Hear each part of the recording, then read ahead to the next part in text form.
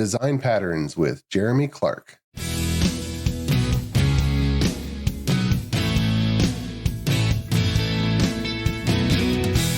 The Azure DevOps Podcast is a show for developers and DevOps professionals shipping software using Microsoft technologies. Each show brings you hard-hitting interviews with industry experts, innovating better methods, and sharing success stories. Listen on to learn how to increase quality, ship quickly, and operate well.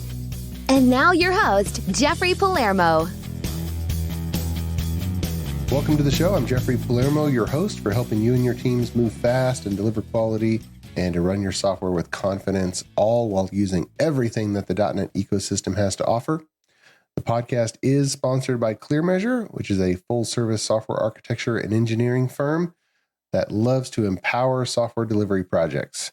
And my architect forums are going strong. You can sign up for the next session on the website, clearmeasure.com. If you lead a software team and you're looking to collaborate with peer architect leaders, then just sign up at the link in the show notes. There's all kinds of resources for developers out there, but not so much for people who are leading teams of developers. So that's what this is aimed for. And for those of you looking for my Programming with Palermo video podcast, just search in any of the directories and you'll be able to find it. Now, my guest today on the show is Jeremy Clark. And Jeremy helps developers by sharing his own struggles, mostly in technology, but also with being more social as an introvert, understanding potential for learning and playing banjo. And he's worked as a corporate developer, as a chief improvement officer at a startup, and as a contract developer.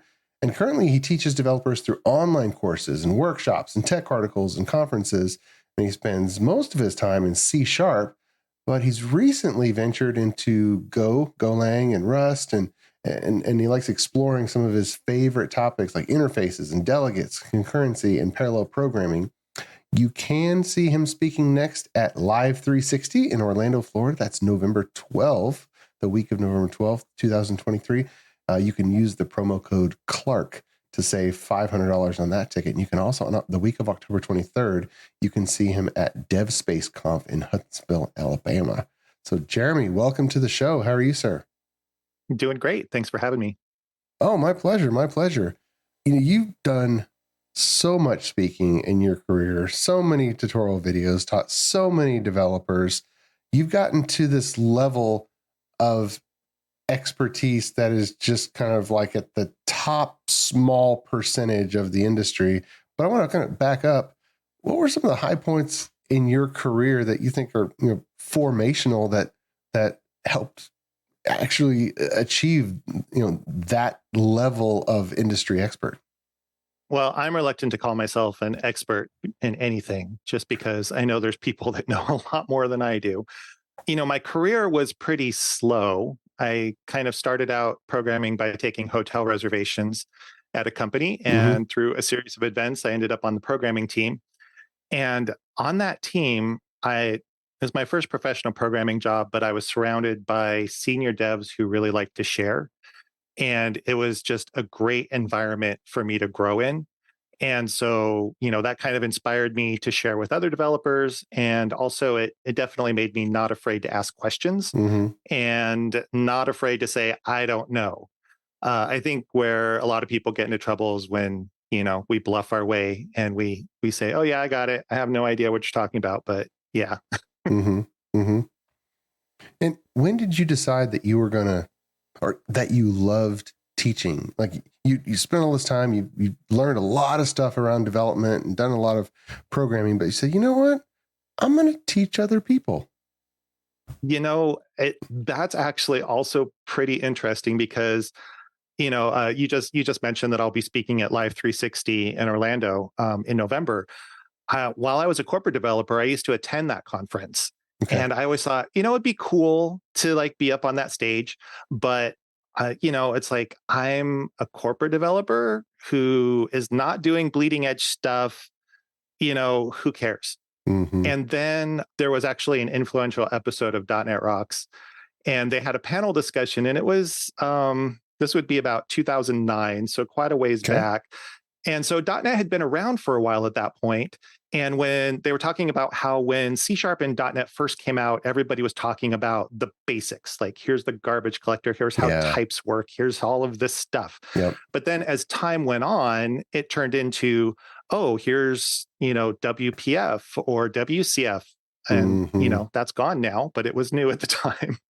And so everybody was talking about, here's the new stuff. A high level. And they were saying, well, who's going to bring the new people in, talking about kind of those basics. Yeah. And I took that as a challenge. I'm like, well, you know what? I'm not doing cutting edge stuff, but I can do core stuff. I mean, that's what I do all day long. So I actually ended up signing up to speak at a local code camp in Southern California. And I was a little ambitious. I decided to do 3 talks my first time out. That's a workload. Yeah. But, I practiced and practiced and practiced. And I was hooked the first time I did it, because I got up in the room, I knew my material, and while I was speaking, I saw the light bulbs go on in the room. And, suddenly I had this realization, I just helped these people. I just made somebody's job easier. I just made somebody's life better. And at that point, I was immediately hooked, and I started trying to figure out, how can I do more of this? So, and that was back in 2010. And it's been a long road since then, but it's really strange to think about, particularly Live 360, like you mentioned, a conference I used to attend. Now I'm speaking at, and it was a slow process, mostly user groups and code camps when I was first starting to speak, but then slowly kind of regional events that, had a ticket price associated with them. And I've had the chance to speak internationally and all across the US as well. So I just have loved having those opportunities and love sharing my struggles, basically. So any talk that I do is something I struggled with. So it's like, okay, this was hard for me. How can I make it easier for someone else? Right. Well, my favorite definition of an expert is someone who has learned something, who has gained some expertise, and then shares it with someone else, because the act of sharing gained expertise is what makes you an expert to that other person. If you learn something, if you're great at something, and then you never share it, well, nobody knows. And someone's only an expert is if someone else knows, meaning that expertise has been shared, and now they can know. I will accept that definition of expertise. Awesome. Well, you've given talks on this, but I wanted to ask, and this is one of those basic topics where, we can talk about the whiz bang, full stack, Blazor, Maui, Azure service bus, and all this container, this and that. But one of those things that was talked about a lot 20 years ago, 30 years ago, is design patterns. And I want to kind of get your take on that, because you've helped a lot of people on design patterns. But let's start at the basics. What are design patterns? What is a design pattern, and why should we care? So those are 2 separate questions. As far as what patterns are, it's, without going into the official definition from the Gang of 4 book, it's a solution to a common problem. And it's not a specific solution. It's referred to as the core of a solution to a common problem. So the idea is that I have this problem. For example, I need to get notified when a state changes on an object. And so the idea behind a pattern is, okay, well, we have this problem in place that is very common in our environments. How can we solve this? And it's not necessarily saying, okay, well, here's the 3 lines of code that you write for it. It's more setting up, here's the big pieces and how they might communicate with each other. And the specific implementation is actually up to you as the developer. So that's why patterns are so interesting. Kind of the thing that got me started talking about them was when I was working a corporate job, and the developer who sat next to me, he had about 10 more years experience than I did. So he was quite a bit senior to me as a developer. And one day he just pops up over the cube wall and he said, I've been using the Facade pattern without even realizing it. Nice. And I'm like, okay, that's cool. It's like he just discovered that he's been doing something. And it's actually something you're kind of supposed to do, right? It's a common way to solve a problem. And I thought that's really cool because now, he has a new tool in the toolbox. But I was also thinking, well, this is also sort of a problem because what patterns really give us is when we learn them and we learn the types of problems that they're there to solve, now we have somewhere to look. So, I described that notification problem earlier. Well, that actually is how the observer pattern is described. And the idea is that now that I can put a name to it, I can call this an observer. Now I can go start looking for solutions to it. Yeah. And once you put a name to it, now you can find solutions. And then, design patterns, kind of the original Gang of Four book goes back to 1994. So that was quite a while ago. Yeah. And it's easy to think, well, these don't really apply to us anymore. But I think it's just the opposite because in the Gang of Four book, they might describe, okay, well, here's the observer pattern, and here's how we can set up this notification. And now with our modern languages, we have so many implementations of this pattern built in that we can go and grab. So kind of the simplest one in C# is an event handler. That's a really simple way to do a notification. Something I've gotten into since I've been dealing more with parallel programming is channels. And that's a way to communicate across threads even. And there's also reactive extensions. And there's this, and there's that. And C# actually has a pair of interfaces, an iObservable and an iObserver of T, if you want to kind of build your own. So it gives you like the framework that you can build with. But the important part is that if I know that I need an observer, now I can go start looking for those solutions since I've been able to put a name to my problem. Yeah. That's a really great point and really great example because everybody needs observers. And code A, something happens on code A and code B needs to do something. But we don't want code A to know about code B. And so we need to set up some type of indirection, and there's the pattern. Yeah. So the Gang of Four book, you're right. It's a really old book.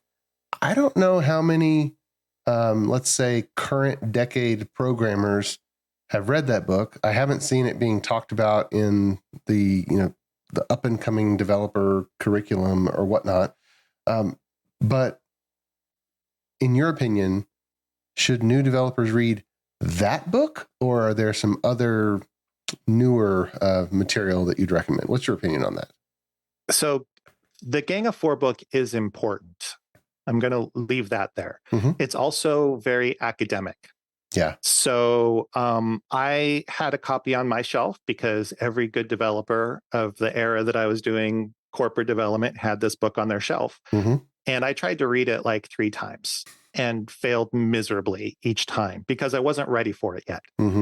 So I would say Gang of Four book is an important book. And it's something that I think people should read at some point in their career, but there are definitely much more approachable ways to get there. So there is a book called Head First Design Patterns, and that's from O'Reilly. And the Head First series is really designed to try to stuff information into your head in a way that you'll remember.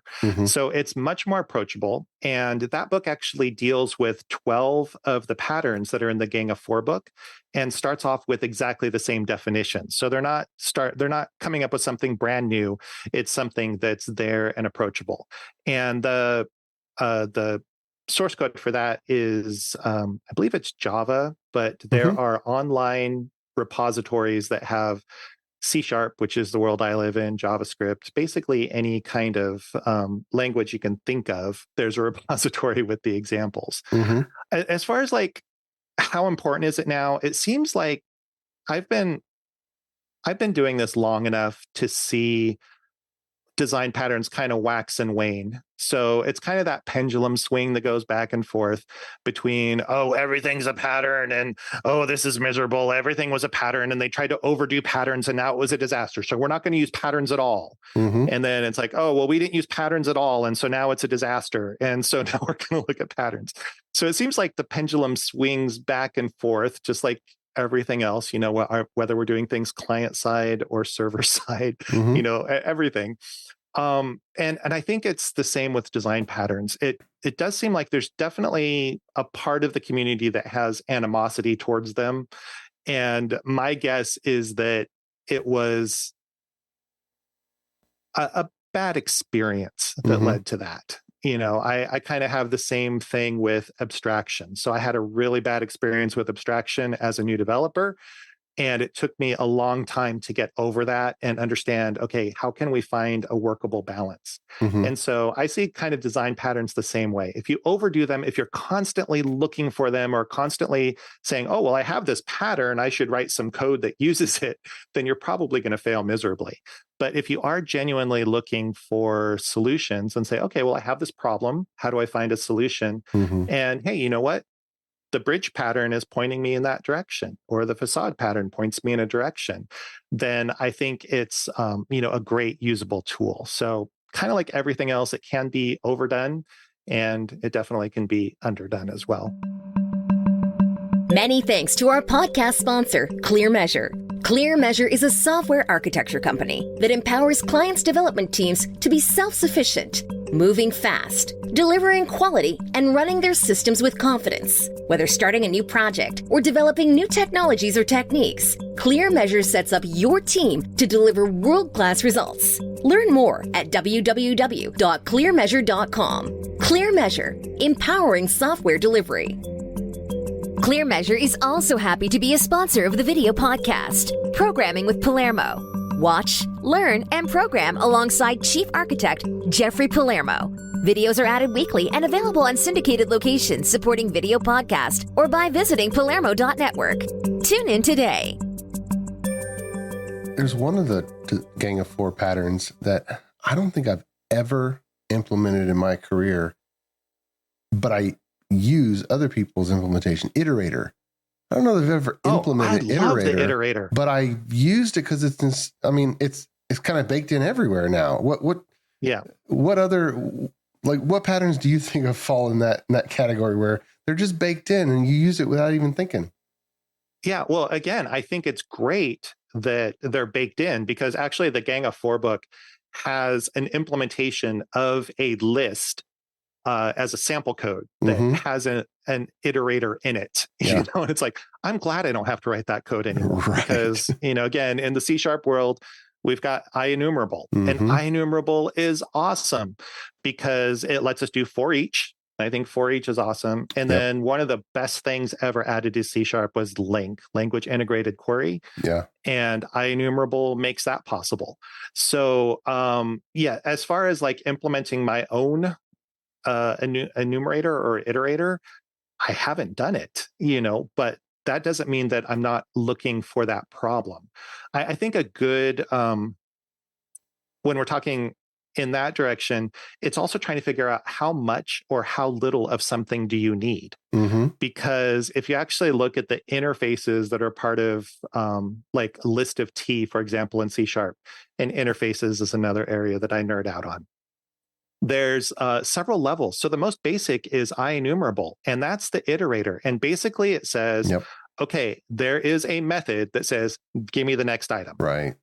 Give me the next item. Give me the next item. And if that's all you need, then just stick with that IEnumerable interface. If you go up the next level, you end up with a collection, and that has the concept of adding and removing items. And then if you go up the next level to list, you actually have the concept of position and indexes, and add at this index or remove from this index. So we can actually say, okay, what problem are we trying to solve? And if I'm trying to solve, hey, I just need to be able to get the next item. Give me the next item, give me the next item, give me the next item. You know what? All I need is IEnumerable. And any object that implements that is going to work for me. So there's design patterns for core code, but you've got all this external code. You got databases, you've got UI, you've got calling out to web services. And that whole paradigm is kind of new from 1994. Do you see classic patterns just being redirected, or are there, like, do you see net new design patterns that are really taking shape? There's actually, I would say, new ones that are forming. So if you're looking at the UI world, if you've heard of MVC or MVVM or MVU, those are all design patterns. And MVC, for example, model view controller, is just describing, okay, well, here's three main pieces that we have. Here's how they interact with each other to create this UI, or the UI interaction, I should say. Yeah. And so there's another one, dependency injection. Dependency injection is actually a set of patterns, because you can break that down further and say constructor injection is a pattern where we're injecting things through the constructor. Property injection is a pattern where we're putting things into properties. Method injection is a pattern where we're putting things into method parameters. So there are new patterns that definitely the Gang of Four is not the be all and end all. It was just the beginning. Unfortunately, the question that I often get is, where is there a comprehensive collection of pattern that I can look through, like a pattern catalog? I don't know. Yeah. I don't know of one that exists. There might be one out there, and if one of your listeners knows, I hope they send some comments, because I would love to add that to my list of references. Yeah, I think any field that has a design element probably has this concept of patterns that you can repeat over and over again. I've worked with an interior designer who can whip out cabinet shapes of kitchens and whatnot. I look at her and I can tell that she's assembling all kinds of different patterns and combining them in different forms. It's not like 100% bespoke custom. It's all these little combination of patterns that she's learned in her field. Yeah. And actually, the definition that the Gang of Four uses for design patterns comes from Christopher Alexander, and it's actually from 1977. And he was talking about architecture, like real architecture with buildings and bridges. Yeah. So that's where the concepts come from. And again, it's talking about problems that occur over and over again in our environment, and describe the core of the solution to the problem in such a way that we can use it over and over again. And that there's often multiple implementations. We don't necessarily have to do it the same way each time. So if you think about, I need to, create a span. I need to, build a bridge of some kind. That's a common problem. And then how you implement that, whether you use an arch bridge or a suspension bridge or the various other types, there's a lot of solutions to that problem, but you have somewhere that you can start. Yeah, that's a good point. I need to fasten two boards to each other. I've got a few proven solutions. I don't need to fabricate my own nail or my own screw and all that. So all of these in C#, all of these patterns kind of use interfaces. I want to ask you about just abstraction in general. Well, when I was young, I remember conflating the concept of abstraction with interface. And I thought, just because I was using an interface, therefore I had some good abstraction. How do you think about that concept when it comes to patterns? So abstraction is another topic that I'm really big on. Okay. And one of the reasons for that, one of the reasons I talk about interfaces so much, is because that was actually a concept that was hard for me to understand when I was new to programming. So, I kind of saw the mechanics of it, but I didn't really understand the why of it. And it took me a while to understand the why. And like I mentioned, I did have a bad experience with abstraction. And basically, I ended up supporting a project that was badly designed and over abstracted and was very difficult to debug. And in fact, it was very difficult just to compile. And that's never a good thing. So, I kind of have this idea that kind of by default, developers fall into one of two states. You're either an under abstractor by default or an over abstractor by default. So I was an under abstractor by default. And so what that meant is I needed to learn how abstraction works, what the benefits are, and, kind of how do I get those benefits? Because if you have code that's under abstracted, it's difficult to maintain and change. Now, on the other side, if you have code that's over abstracted, it's difficult to maintain and change. So there's a sweet spot somewhere in the middle. Right. I had a coworker who was definitely an over abstractor by default. And so whenever a user requirement would come over, he'd be thinking of, okay, well, they want these two things, but here's these five other things that might happen at some point in the future. So I'm going to build this huge plugin architecture so that we can do this when we need it. And I'd be like, well, let's take a step back. Okay, let's leave a spot for that plugin architecture. So we don't want to code ourselves into a corner, but let's go ahead and make sure that we're not building something that's just going to make things harder to maintain. And same thing would happen in the other direction. He'd come over to my desk and I'd be like, okay, so here's how I'm doing this right now. And he's like, well, you've got some code duplication here. And, you really could benefit by splitting this up, putting a layer of abstraction in between so that you can switch things out. So, again, through years of experience, you kind of learn where the sweet spot is in the middle. And the unfortunate thing is the sweet spot varies by application. So you can't just say, here's the perfect number of interfaces to have. Here's the perfect level of abstraction to have. The way that I think about it, I'm going to talk about my friend Barry Stahl, because this was very eye-opening to me, because I was kind of at a point with interfaces where I was saying, well, I don't want to add an interface to my code simply so that I can add a test to it, right? It's like, I don't want to modify my production code and make it harder to maintain in order to add tests. I'd rather be able to test the code that's there. Yep. And, and I would say, I was talking to my friend Barry, and he's big on testing, and he would like as much code coverage as possible from a philosophical standpoint, not from a metrics standpoint. Yeah.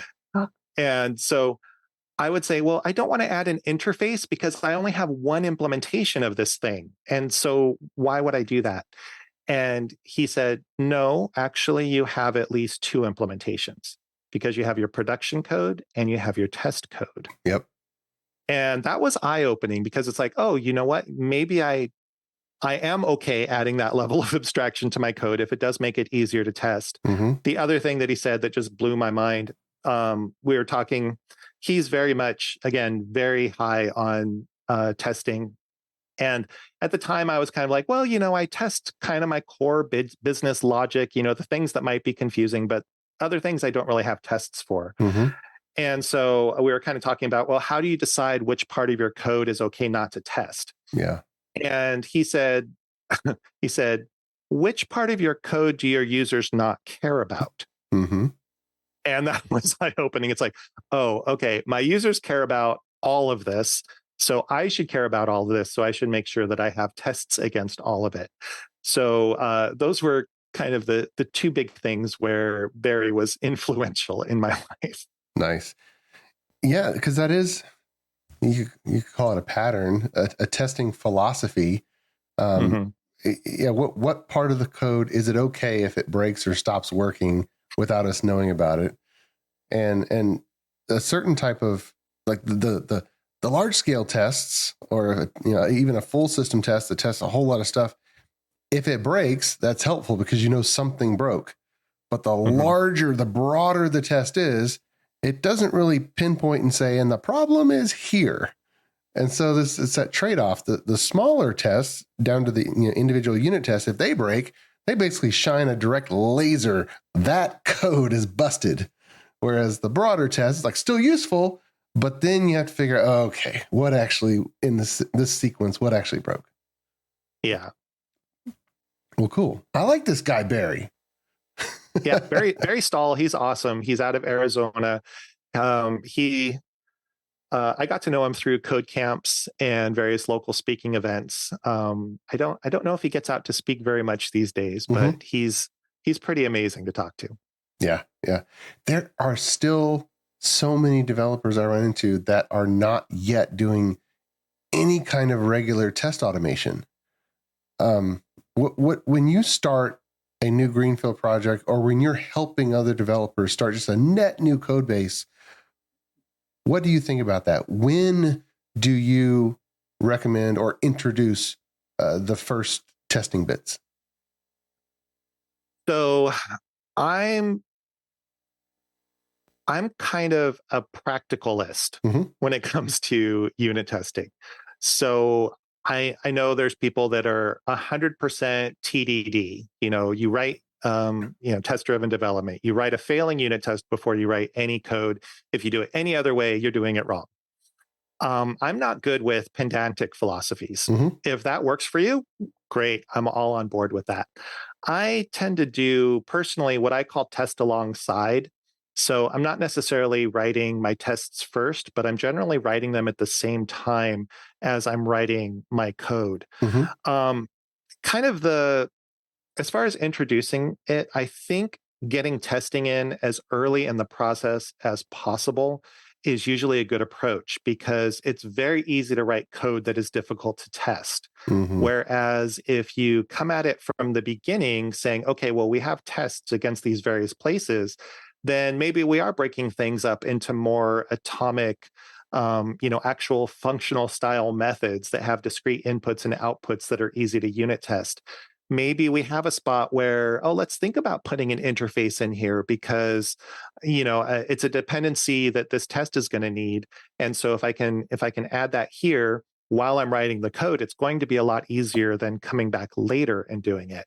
Yeah. The other thing is that I did a contract job where I was doing the presentation logic for an application. Mm-hmm. And I was having to deal with services that did not exist yet, but I knew what the data was going to look like. Yeah. So I could mock those up for my tests, and I could continue doing all of my work without any working services because I had tests in place that would provide me with the sample data, put it right into my code, the same spot the real services would put their data into the code, Mm-hmm. and just be confident that, assuming that my test data does match what's coming from the service. Sure, Once we actually plug it in, it's going to work.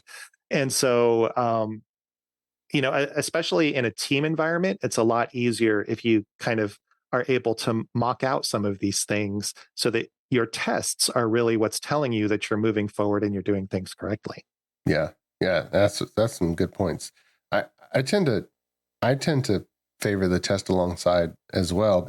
And really, I find if I submit a pull request or if someone else submits a pull request, you can't really tell how that went. You just know that, hey, there's new code coming in and it has tests coming in with it. And that's a good thing. Yeah. So awesome. Well, hey, this has been really fun. Before we go, are there any of your training or your publications that you want to highlight that would be useful to developers listening? Because you've put out so much educational content, but are there any that kind of stand out among the rest in this topic? So I actually do have a Pluralsight course on design patterns, which is a bit too long, to be honest. But I am working on bringing my YouTube channel back up to speed. I do have a lot of good things on my YouTube channel. It's Jeremy Bytes on YouTube. I'm Jeremy Bytes pretty much everywhere online. So jeremybytes.com will get you to my website. B-Y-T-E-S. B-Y-T-E-S. Yep. And you'll also get to my social media accounts and my YouTube and my GitHub and various things there.